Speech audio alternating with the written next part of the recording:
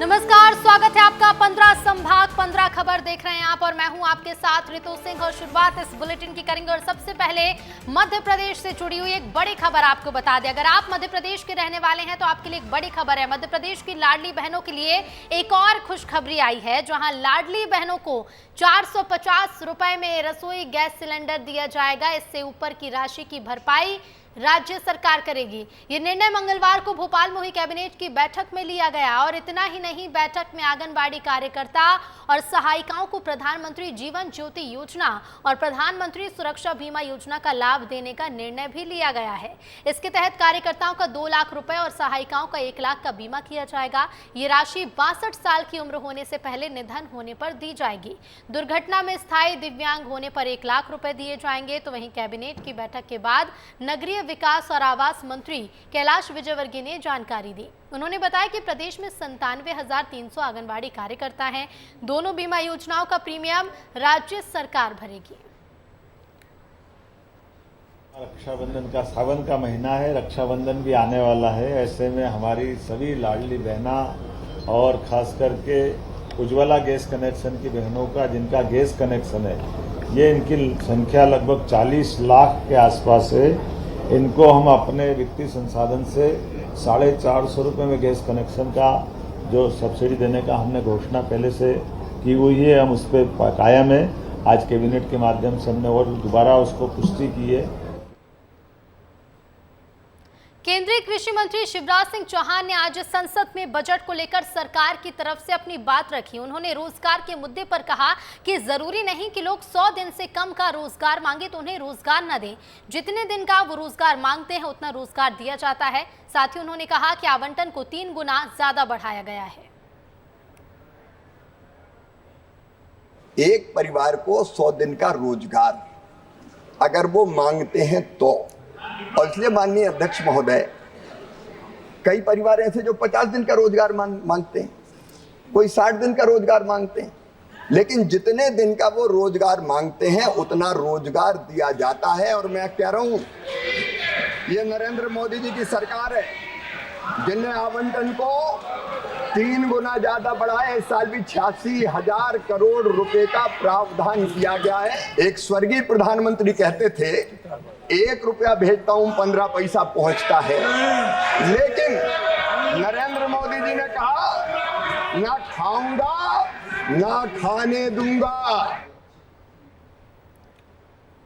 आगे भी बात मध्य प्रदेश की करेंगे। मध्य प्रदेश में अगले महीने से संभवतः बीजेपी संगठन के चुनाव की गतिविधियां शुरू होंगी। बीजेपी संगठन के 57 जिलों में शहरी ग्रामीण मिलाकर कुल 60 जिलाध्यक्ष तैनात हैं, जिसमें भोपाल, इंदौर, नरसिंहपुर, उज्जैन, छिंदवाड़ा और जबलपुर ग्रामीण सहित लगभग 1/3 से ज्यादा जिले ऐसे हैं जहां 4 से 5 साल पहले अध्यक्ष नियुक्त हुए हैं।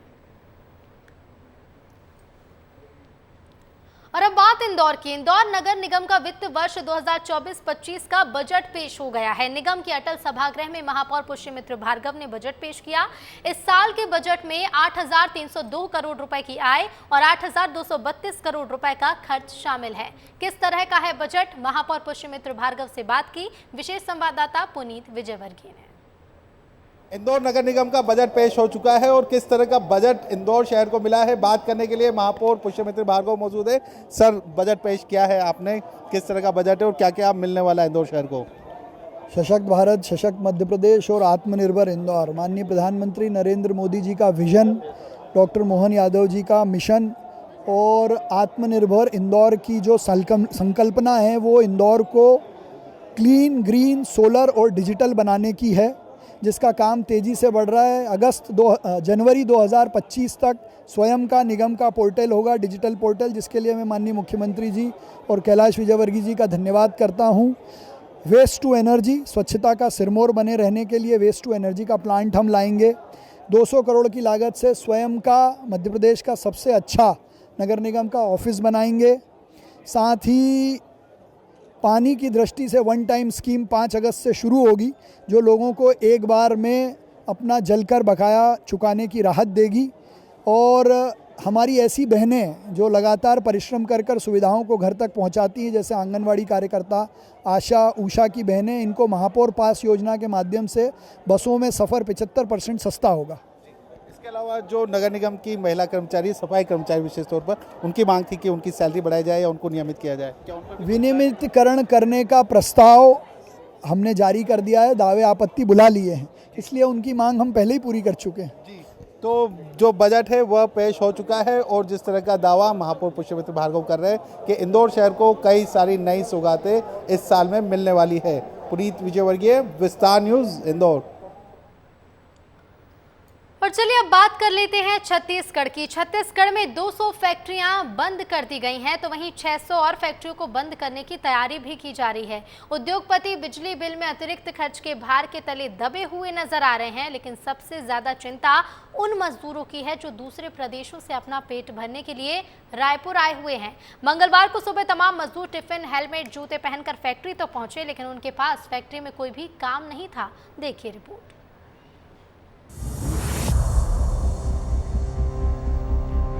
ये फैक्ट्री के गेट पर खड़े मजदूर कोई प्रदर्शन नहीं कर रहे हैं। ये इसीलिए खड़े हैं क्योंकि फैक्ट्री के अंदर कोई काम नहीं है। उरला, सिलतरा सहित प्रदेश में मौजूद लगभग 200 फैक्ट्रियां बंद हो चुकी हैं। कुछ फैक्ट्रियों में मजदूर पहुंचे तो उन्हें गेट में ही रोक दिया गया। सुबह से लेकर दोपहर तक वो गेट के बाहर ही बैठे रहे।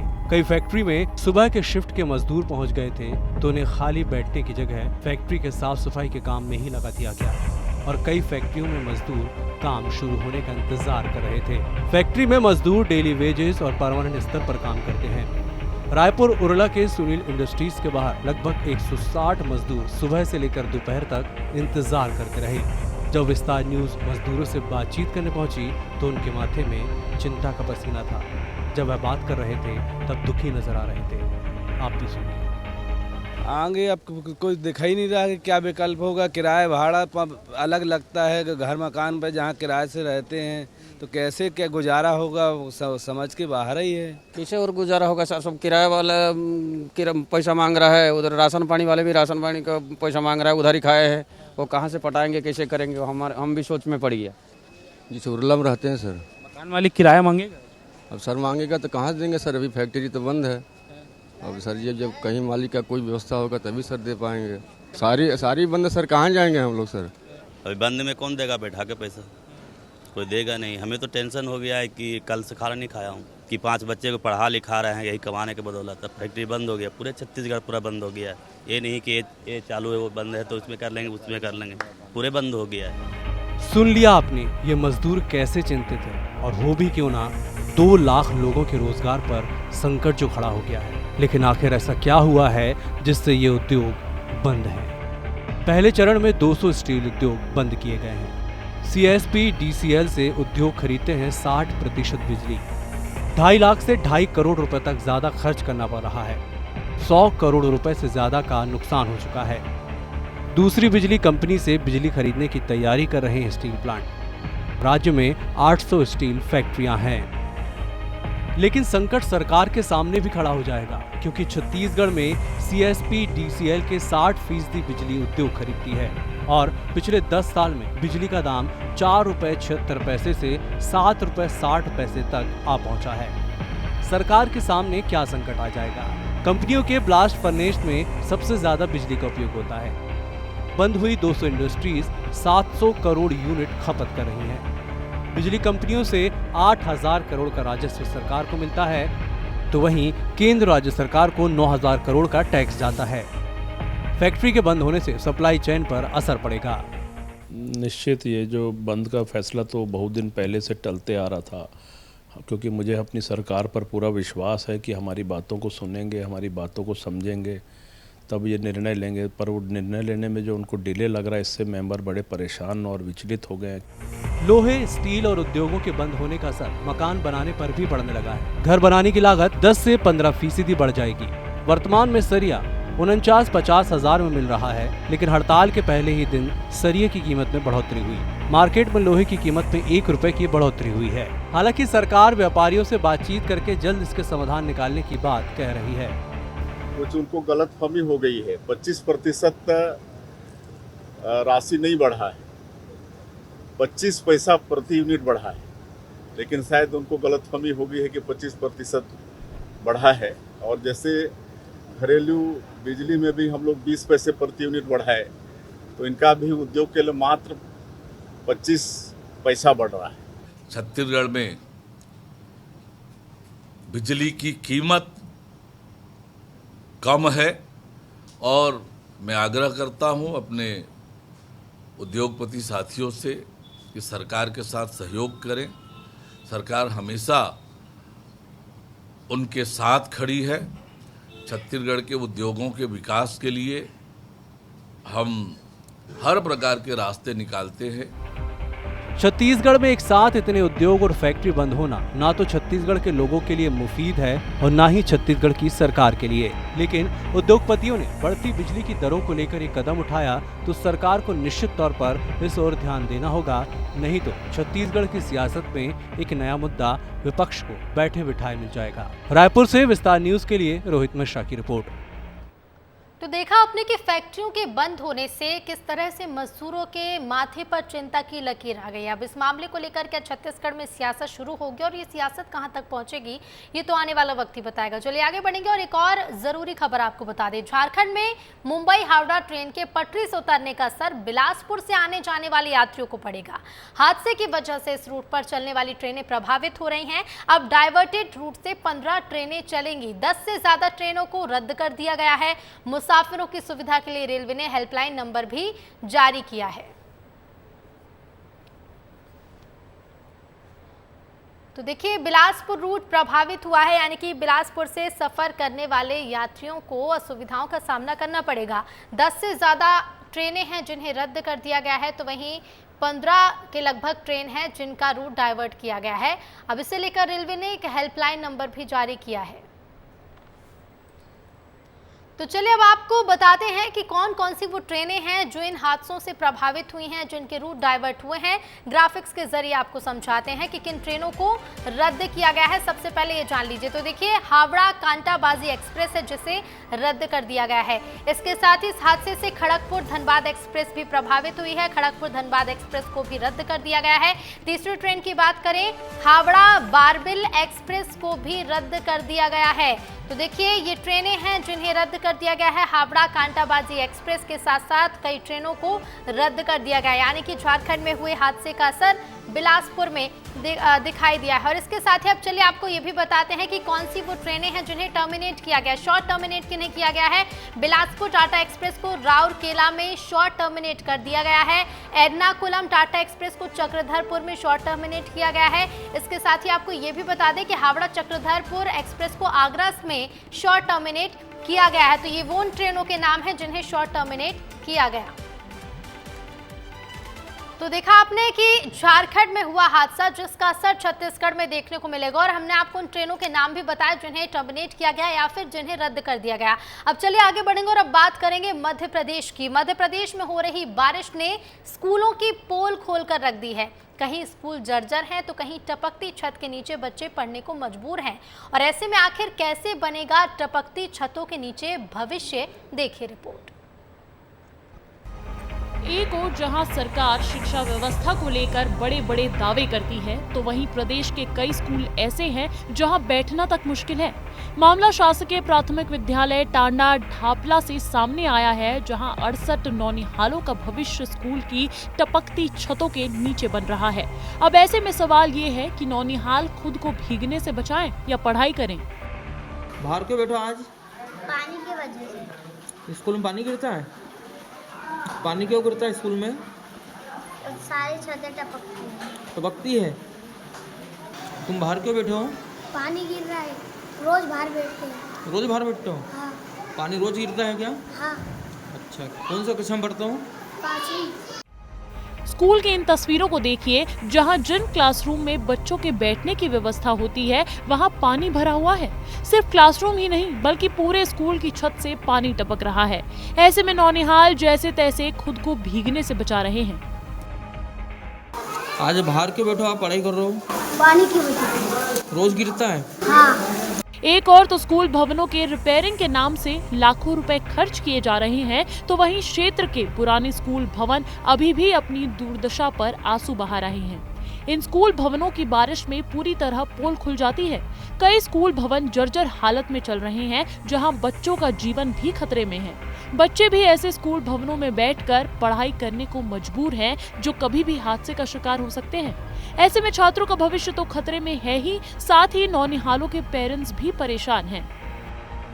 मैं बच्चे को स्कूल में छोड़ने आया, मैं स्कूल की स्थिति देखा, पूरे स्कूलों में पानी टपक रहा और पूरे स्कूलों में पानी भरा रहा, इसलिए मुझे सूचना करना पड़ी। और ये हालत है बिल्कुल, बच्चे देखो स्कूल के बाहर अभी बैठे हैं, अभी पानी गिरने लग गया, इनकी छुट्टी करना पड़ेगी, कोई बैठने की व्यवस्था नहीं है। जैसे ही बारिश शुरू होती है, स्कूल में पानी रिसना शुरू हो जाता है। हालात ऐसे हैं कि जिस दिन बारिश होती है उस दिन बच्चों की छुट्टी भी करनी पड़ती है, क्योंकि बिल्डिंग कब धराशायी हो जाए इसका कोई भरोसा नहीं। वहीं नौनिहाल डर के साए में अपना भविष्य तैयार करने को मजबूर हैं। लापरवाही का आलम यह है कि पहली से 5वीं तक के 68 बच्चे खतरों के बीच पढ़ाई करते हैं। वहीं इस मामले में शिक्षक का क्या कहना है, सुनिए।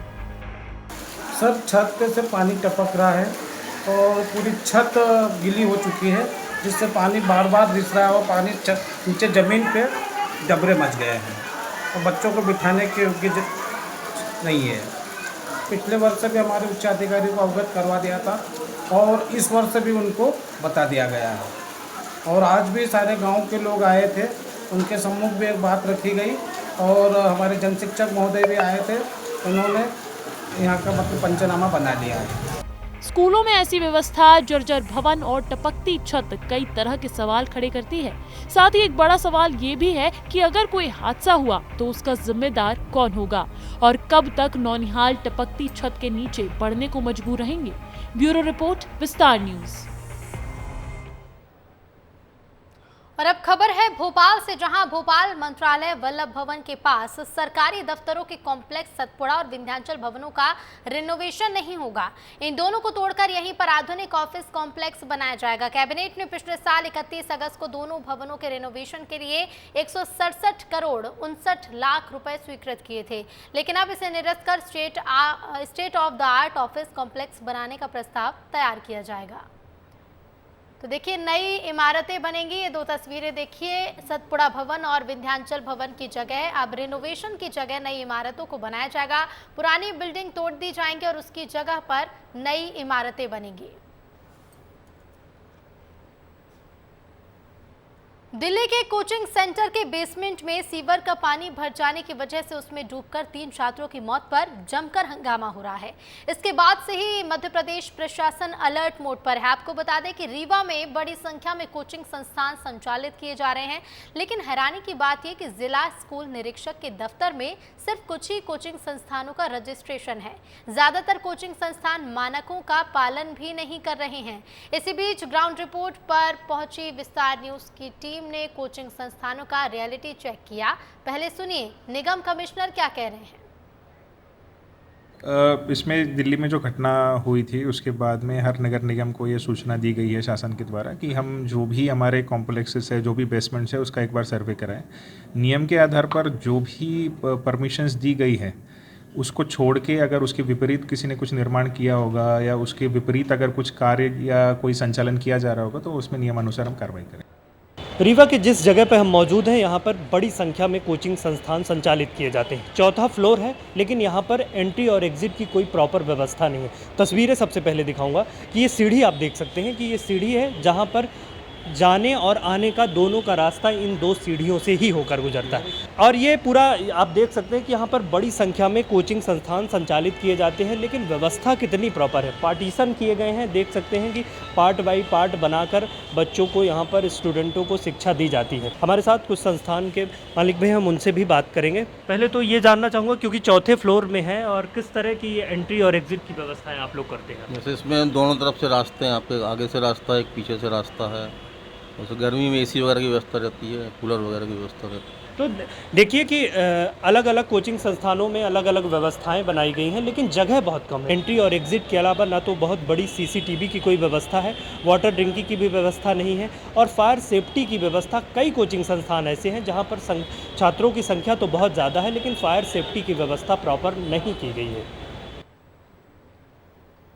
इधर मध्य प्रदेश हाईकोर्ट ने नर्सिंग स्टूडेंट्स को बड़ी राहत दी है। अब अनसूटेबल नर्सिंग कॉलेज के स्टूडेंट्स भी एग्जाम दे सकेंगे। हाईकोर्ट में जस्टिस संजय द्विवेदी और जस्टिस अचल कुमार पालीवाल की बेंच ने सुनवाई की और सुनवाई करते हुए अनसूटेबल कॉलेज के स्टूडेंट्स को सरकारी सूटेबल कॉलेज में एग्जाम दिलाने के निर्देश दिए हैं। एग्जाम पास करने के बाद इन स्टूडेंट्स को सूटेबल कॉलेज में शिफ्टिंग समेत अन्य लाभ दिलाने पर विचार किया जाएगा। राज्य सरकार और हाईकोर्ट द्वारा गठित कमेटी को दिए गए आदेश में कोर्ट ने यह भी कहा कि इन स्टूडेंट्स का एनरोलमेंट नंबर जारी कर एग्जाम में शामिल किया जाए। बता दें कि प्रदेश के 66 नर्सिंग कॉलेज अनसूटेबल कैटेगरी में शामिल हैं। जिला एमसीबी के चिरमिरी में बना महात्मा गांधी स्टेडियम तालाब में तब्दील हो चुका है। एससीसीएल चिमनी प्रबंधन की उदासीनता और अनदेखी के कारण आज स्टेडियम तालाब में तब्दील है। ये रिपोर्ट देखिए। जो तस्वीरें आप देख रहे हैं ये किसी तालाब की नहीं बल्कि महात्मा गांधी स्टेडियम की हैं।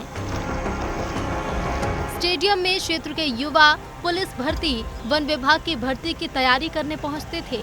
साथ ही कई लोग सुबह शाम टहलने भी आते थे। लेकिन एससीसीएल चिरमिरी प्रबंधन की अनदेखी और उदासीनता के कारण महात्मा गांधी स्टेडियम इन दिनों तालाब जैसा दिख रहा है। महात्मा गांधी स्टेडियम का पूरा मैदान तालाब में तब्दील हो गया है। जब इस मुद्दे पर एससीसीएल चिरमिरी प्रबंधन से बात की जाती है तो मीडिया के किसी भी सवाल का जवाब देने से कतराते रहते हैं। अब देखना होगा कि एससीसीएल प्रबंधन से लेकर स्थानीय जिला प्रशासन के अधिकारी इस मामले में कोई संज्ञान लेते हैं या फिर ऐसे ही महात्मा गांधी स्टेडियम का ये मैदान तालाब में तब्दील रहेगा।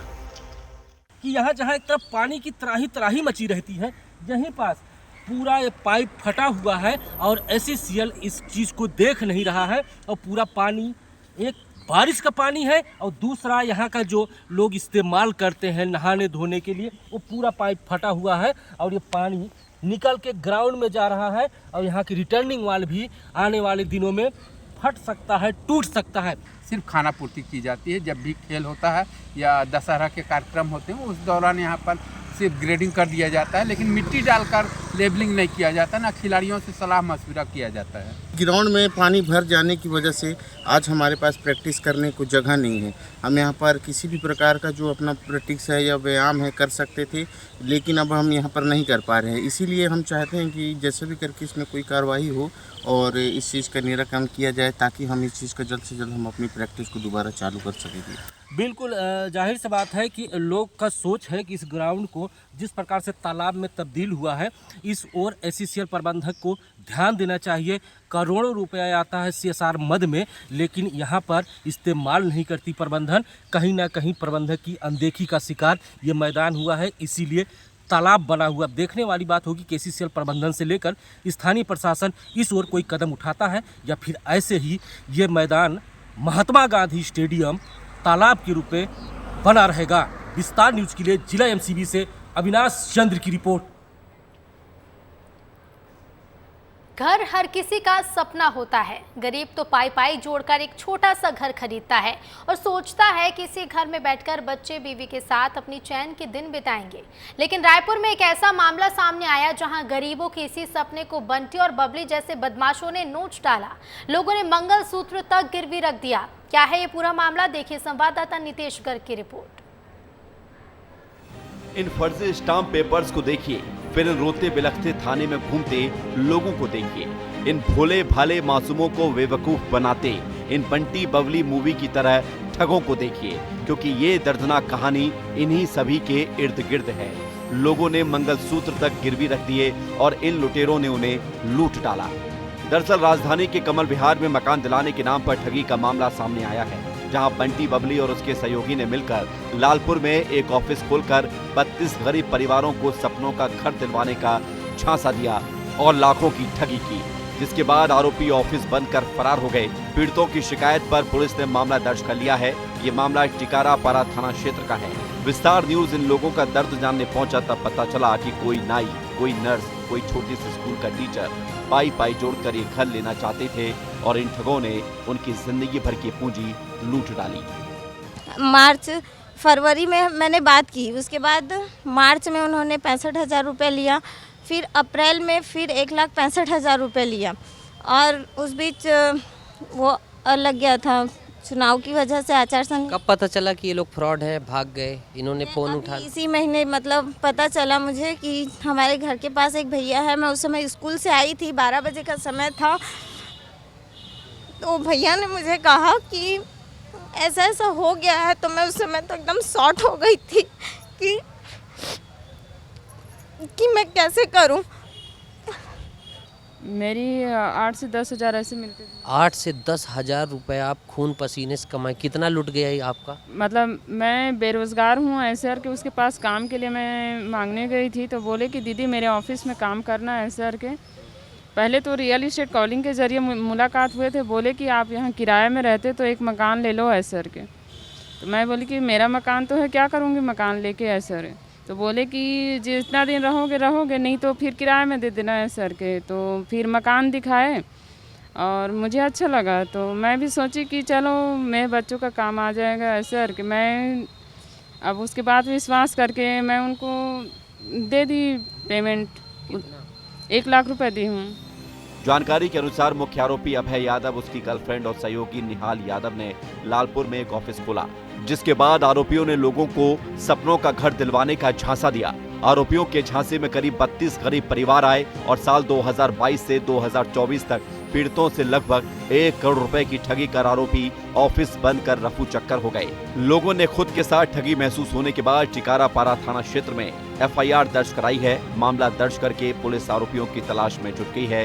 अब देखना ये भी होगा कि आखिर आरोपी कब तक सलाखों के पीछे होंगे और इन गरीबों के पैसे कब मिलेंगे। 32 लोग हैं इस तरह, किसी से 2 लाख, 1 लाख, 2.5 लाख, 3 लाख इस तरह से रकम फ्रॉड करके रायपुर डेवलपमेंट अथॉरिटी में कमला विहार में फ्लैट दिलाने के नाम पर पूरी लूट हुई है और इंतज़ार है उस व्यक्ति के पकड़े जाने का। वीडियो जर्नलिस्ट अखिलेश पवार के साथ नीतेश गर्ग, विस्तार न्यूज़। और चलिए आगे बढ़ते इसी बीच लखनऊ से इस वक्त की बड़ी खबर मिल रही है। विधानसभा में लव जिहाद का बिल पास हो गया है। लव जिहाद मामले में अब उम्र कैद होगी। अवैध धर्मांतरण रोकने के लिए बिल लाया गया, जिसे विधानसभा में पास कर दिया गया है। तो यूपी विधानसभा में बिल पास हो गया है। लव जिहाद का बिल पास कर दिया गया है। बड़ी खबर आपको लखनऊ से बता दें, विधानसभा में लव जिहाद का बिल पास कर दिया गया। अब लव जिहाद के मामले में उत्तर प्रदेश में उम्र कैद होगी। अवैध धर्मांतरण को रोकने के लिए ये बिल लाया गया, जिसे पास कर दिया गया है। तो लव जिहाद मामले को लेकर अब उम्र कैद होगी। बड़ी खबर आपको बता दें, यूपी से जुड़ी हुई, यूपी विधानसभा में ये मुद्दा उठा, ये बिल लाया गया, जिसे पास कर दिया गया है। लव जिहाद मामले में अब उत्तर प्रदेश में उम्र कैद की सजा होगी। तो अवैध धर्मांतरण को रोकने के लिए बिल लाया गया, जिसे पास कर दिया गया है। लव जिहाद मामले में अब उत्तर प्रदेश में उम्र कैद की सजा होगी। बिल आज पास हो गया है। तो उत्तर प्रदेश की विधानसभा में बिल लाया गया अवैध धर्मांतरण रोकने के लिए, जिसे पास कर दिया गया है। ये बड़ी खबर आपको लखनऊ से बता दें, यूपी विधानसभा में इस बिल को लाया गया, जिसे पास कर दिया गया है। तो लव जिहाद पर अब उम्र कैद होगी। योगी सरकार ने इसे मंजूरी दे दी।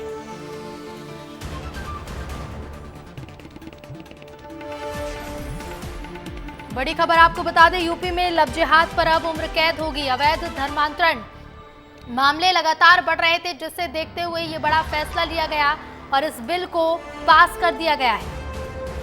अब देखिए, लव जिहाद मामले पर और सख्ती करने का फैसला सरकार ने किया। ये बिल लाया गया, जिसे पास कर दिया गया। बड़ी खबर आपको बता दें, यूपी में अब लव जिहाद मामले पर और भी कड़ा एक्शन लिया जाएगा।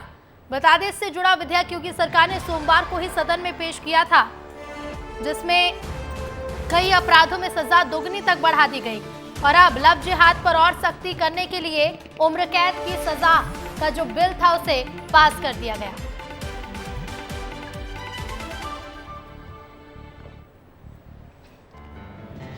तो अवैध धर्मांतरण रोकने के लिए ये बिल लाया गया। और ज्यादा जानकारी के लिए संवाददाता आदर्श हमारे साथ लखनऊ से जुड़ गए हैं। आदर्श, एक बड़ी खबर है, यूपी में रहने वाले लोगों के लिए लव जिहाद मामले में अब उम्र कैद होगी।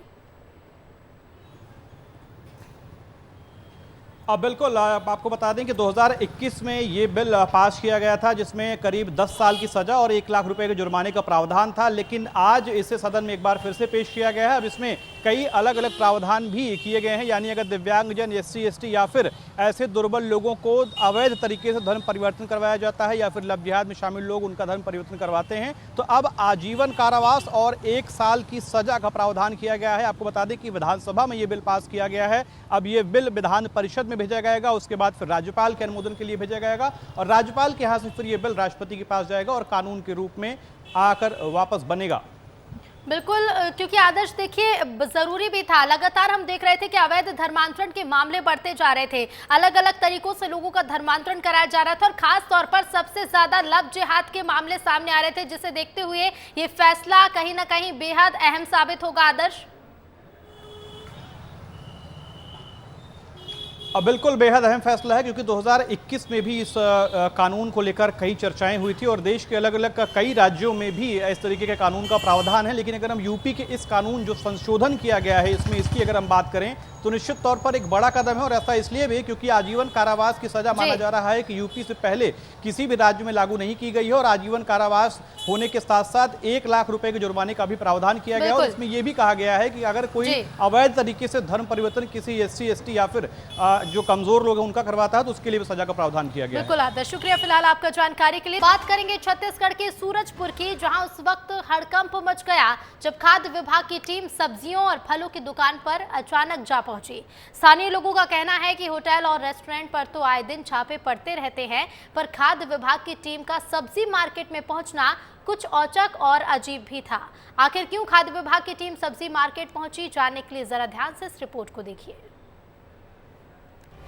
एक और जहां बरसात की शुरुआत हो चुकी है तो वहीं सावन का पावन महीना भी चल रहा है। ऐसे में लोग हरी सब्जियों का उपयोग ज्यादा करते हैं, तो वहीं व्रत रखने वालों की संख्या भी बढ़ जाती है। जहां इस समय फलों सब्जियों की मांग ज्यादा बढ़ने के कारण इसकी आपूर्ति करने वाले कुछ लोगों द्वारा कई जगहों पर सब्जियों और फलों में रासायनिक खादों और केमिकल का उपयोग किए जाने की बातें आती रहती हैं, तो वहीं बरसाती सीजन में डायरिया समेत कई बीमारियां भी बढ़ने लगी हैं, जिसका मुख्य कारण खान पान से जुड़ा है। ऐसे में लोगों के स्वास्थ्य को ध्यान में रखकर खाद्य सुरक्षा विभाग भी फलों और सब्जियों की जांच में जुट गया है। आज के किसानों के जरिए हम देखते हैं कि सभी जगह बीमारी और हर ही जगह कहना चाहिए कि लोग दवा इस्तेमाल कर रहे हैं। आज लौकी देखिए, छोटा सा लौकी 2 दिन में तैयार हो जाता है, 2 किलो 3 किलो का हो जाता है। ये सब मेडिसिन के वजह से थोड़ा सा परेशानी लोगों में आ रही है। जैसे फलों में और सब्जियों में जो केमिकल देखा जाता है कि लोग डाल के या उसका उत्पाद करते हैं, उसको उगाने का एक तरीका जो होता है इनका, वो केमिकल काफ़ी खतरनाक होते हैं, जिससे भाई हर कोई ग्रसित हो सकता है, बीमार हो सकता है, जान भी जा सकती है। वहीं खाद्य सुरक्षा अधिकारी नितेश मिश्रा ने बताया कि कार्यालय नियंत्रक खाद्य एवं औषधि प्रशासन रायपुर द्वारा फल और सब्जियों में कार्रवाई की जा रही है। बताया गया कि लोगों द्वारा ये शिकायत मिल रही थी कि सब्जी और फलों में केमिकल और रसायन का उपयोग हो रहा है, जिसे लेकर आज सूरजपुर जिले के सब्जी और फल विक्रेताओं से फलों और सब्जियों के सैंपल इकट्ठा कर जांच के लिए रायपुर स्थित लैब ले जाए जा रहे हैं।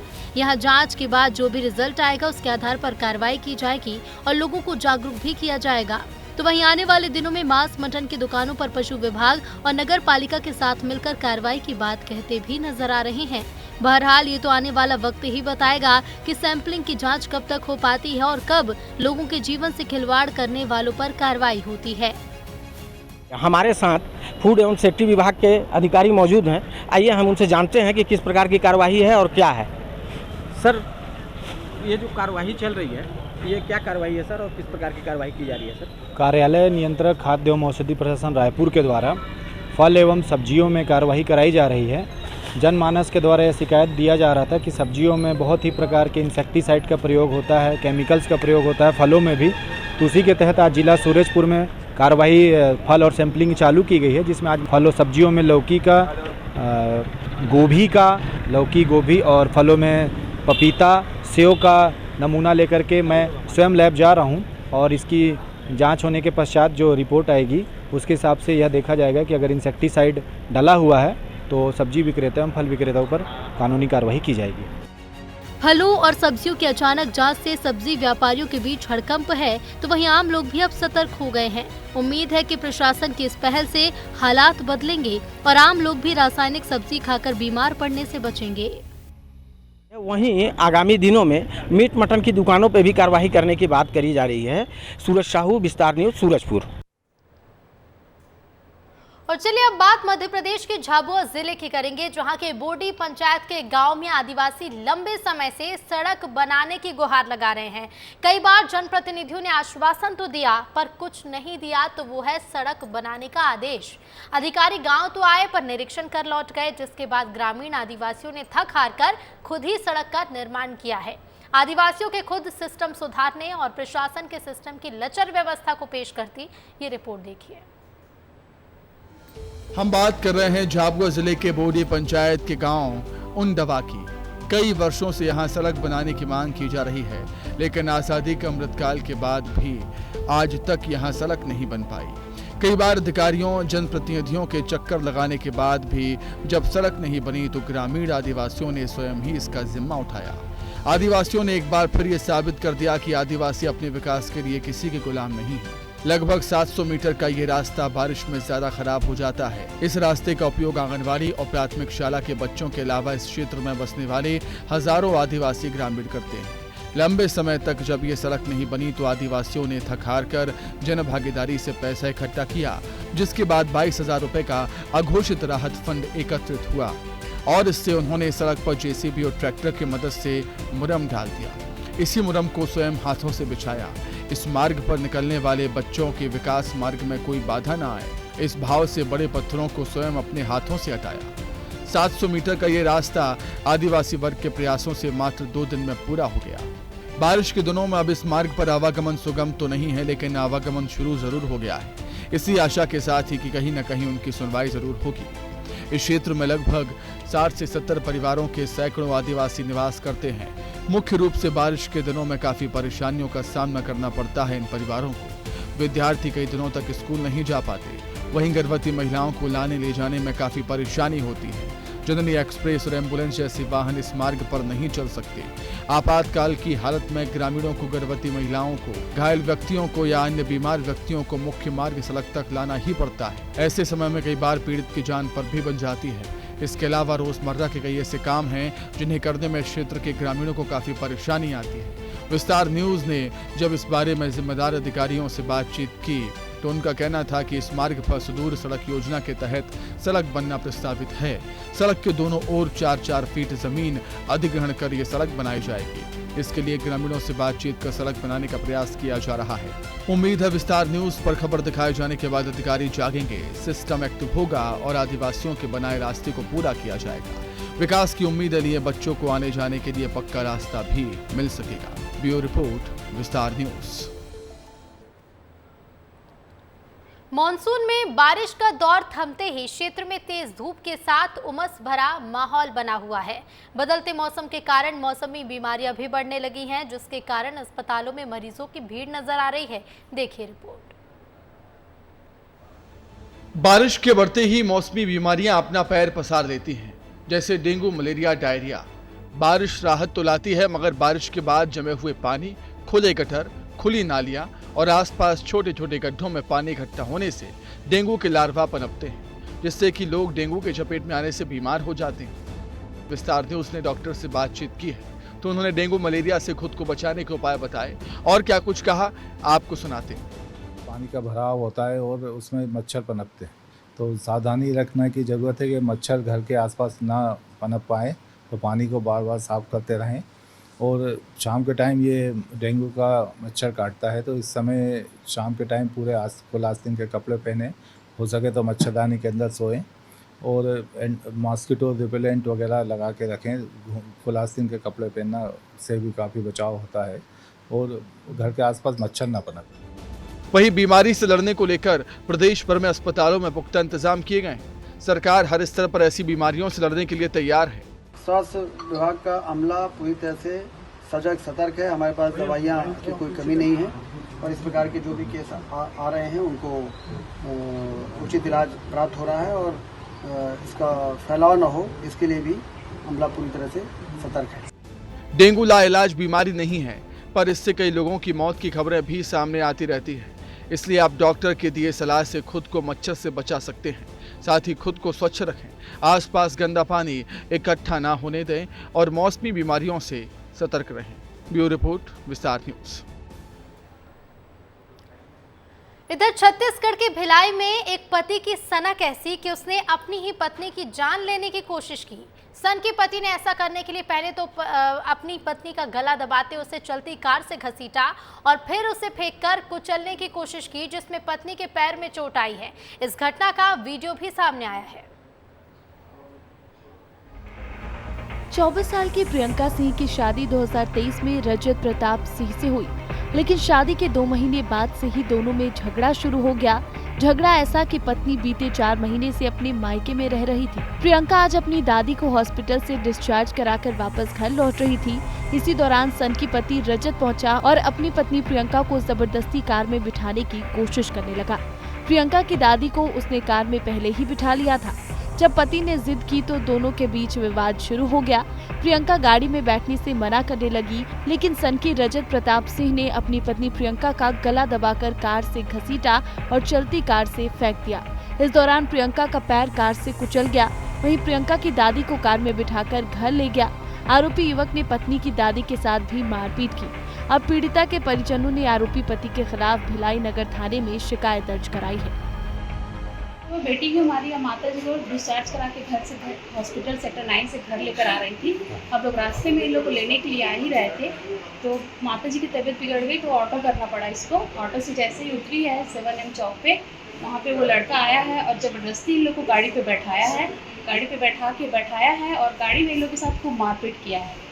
तो मारपीट किया है, सेक्टर 4 लेके गया अपने घर, अपने सड़क के सामने इसको बेटी को गाड़ी से धक्का दिया है। चलती गाड़ी से इसको दौड़ाया है, खूब और गाड़ी चलाया है इसके ऊपर। माता जी को अपने घर लेके गया है सेक्टर 4 जहाँ पे उसका निवास स्थान है। अपने माँ बाप भाई के सामने उसने मेरी माता जी को कार में खूब पीटा है और बेटी को इस हालत में पहुँचा दिया। पीड़िता के परिजनों ने भिलाई नगर थाने में इसकी शिकायत दर्ज कराई है। वहीं पीड़िता प्रियंका सिंह को आसपास के लोगों ने लाल बहादुर शास्त्री सुपेला अस्पताल पहुंचाया, जहां से उसे दुर्ग जिला अस्पताल रेफर कर दिया गया है।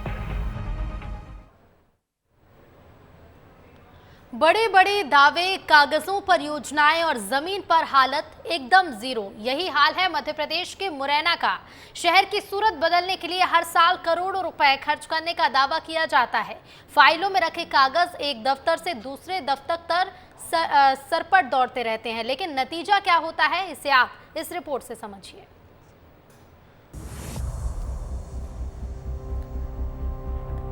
बारिश जैसे परत दर परत मुरैना नगर निगम के दावों की पोल खोल रही है। सड़कों पर जगह जगह पानी का जमाव हो रहा है, चाहे रिहायशी इलाका हो या व्यावसायिक इलाका।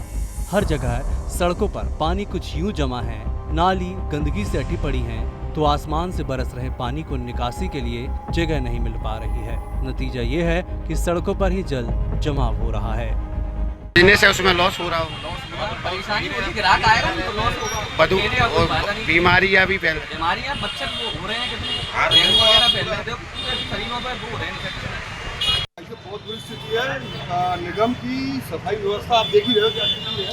ऐसा लग रहा है जैसे महीनों में सफाई नहीं हुई है और गंदगी का माहौल और बरसात चली रही है तो बीमारियों का डर बना ही रहता है। और आप देखिए तो यातायात व्यवस्था यहाँ भी बहुत खराब है, एकदम मतलब पैदल निकलना मुश्किल हो रहा है। सड़क पर जमे इस पानी में से गुजरना किसी जंग लड़ने के बराबर है, क्योंकि 2 पहिया या 4 पहिया वाले तो फिर भी आसानी से गुजर जाते हैं, लेकिन पैदल चलने वालों को खासी दिक्कतों का सामना करना पड़ता है। खासतौर से बच्चों, महिलाओं और बुजुर्गों को बहुत सी मुश्किलें पेश आती हैं। सड़क पर सफर मुश्किल हुआ तो ये पानी लोगों को बीमार भी कर रहा है, क्योंकि इसमें मच्छर मक्खी पनप रहे हैं। लोगों का दर्द ये है कि कई दफा इस बारे में नगर निगम प्रशासन के अफसरों को शिकायत की गई है, लेकिन कोई सुध लेने के लिए तैयार नहीं है।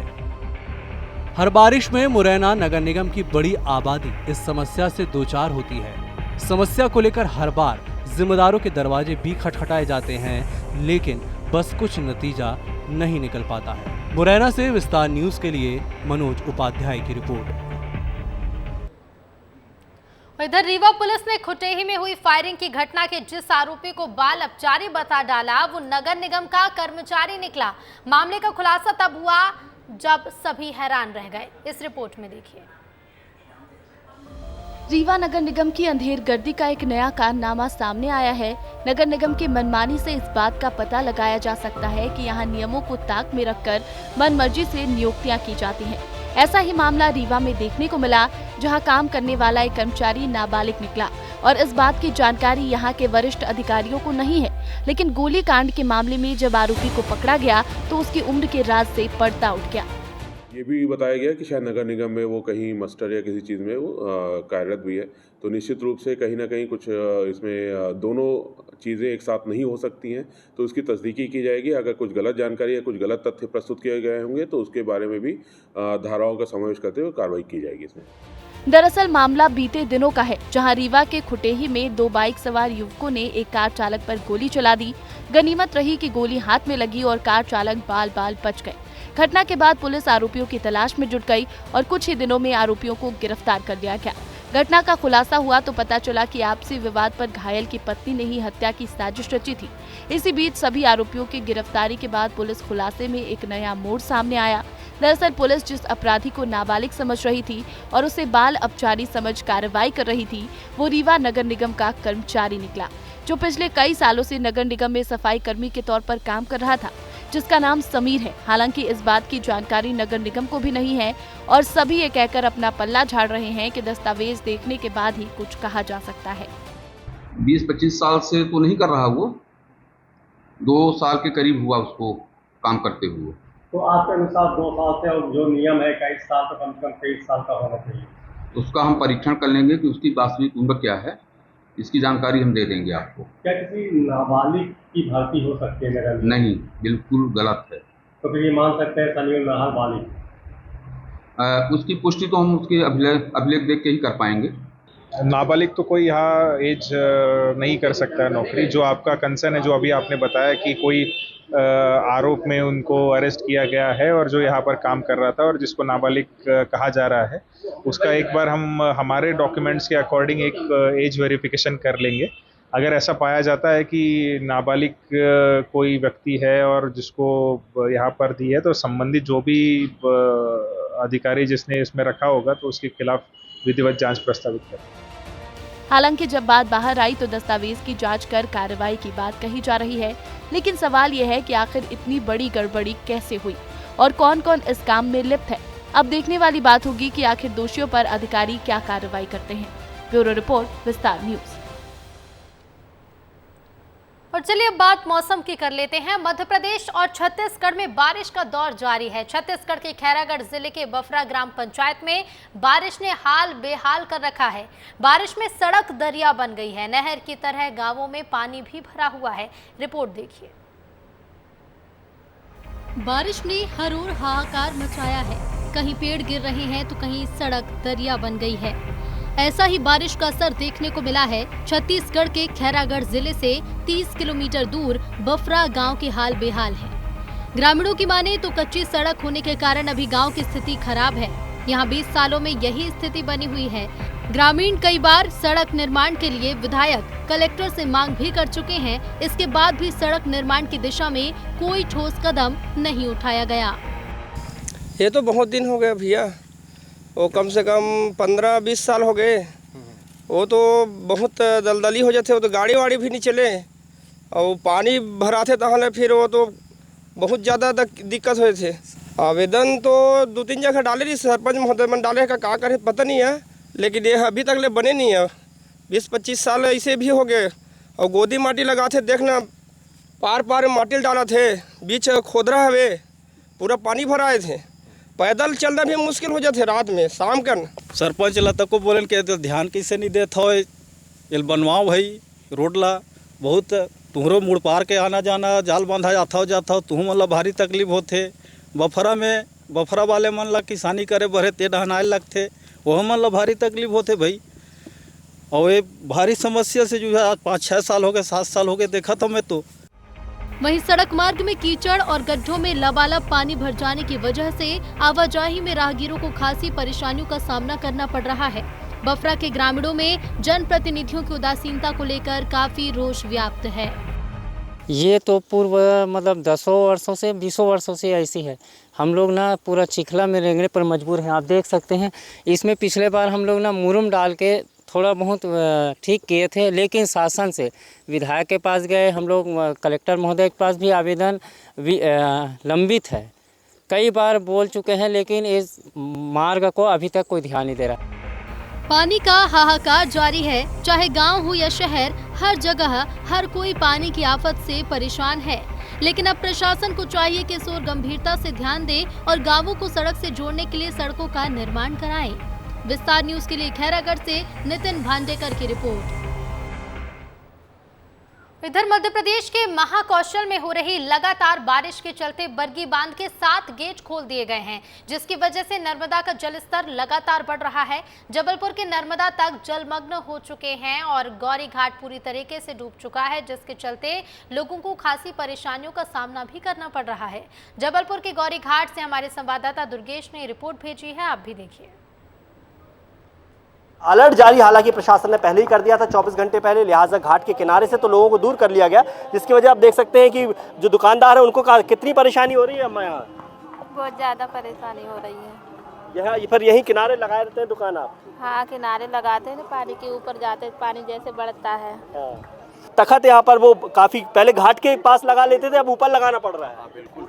जलस्तर कितना और ज्यादा बढ़ने की उम्मीद है? अब अभी ये नहीं कह सकते, बारिश के ऊपर परेशानी होती है, लेकिन यार अब वो तो होना 2500 साल से हो रही है, आज की बात होना, जब से हम कर रहे हैं घाट नाका तब से हो रही है। हर साल यही स्थिति बनती है। स्थायी समाधान कुछ होना चाहिए यहाँ इसके लिए। स्थायी क्या होगा, बरगी डैम है तो वो तो छोड़ेगा पानी, बांध के तो रखेगा। आप लोगों के लिए कोई स्थायी जगह होनी चाहिए, यही समस्या लोगों की। लेकिन देखिए आप देख सकते हैं यहाँ पर लगातार जलस्तर अभी बढ़ने की उम्मीद है, क्योंकि 7 गेटों से पानी छोड़ा जा रहा है। फिलहाल मौसम साफ है, मौसम विभाग का कहना है कि अभी आने वाले 72 घंटों तक बारिश होने की संभावना है। अगर कैचमेंट एरिया में पानी गिरता है बरगी बांध के, तो निश्चित तौर पर गेट की संख्या बढ़ाई जाएगी, और अगर गेटों की संख्या बढ़ाई जाएगी तो फिर जलस्तर और भी ज्यादा ऊपर आएगा। कैमरामैन रविंद्र के साथ दुर्गेश कुमार, विस्तार न्यूज। और इसी के साथ 15 संभाग 15 खबर में फिलहाल इतना ही। देखते रहिए विस्तार न्यूज। नमस्कार।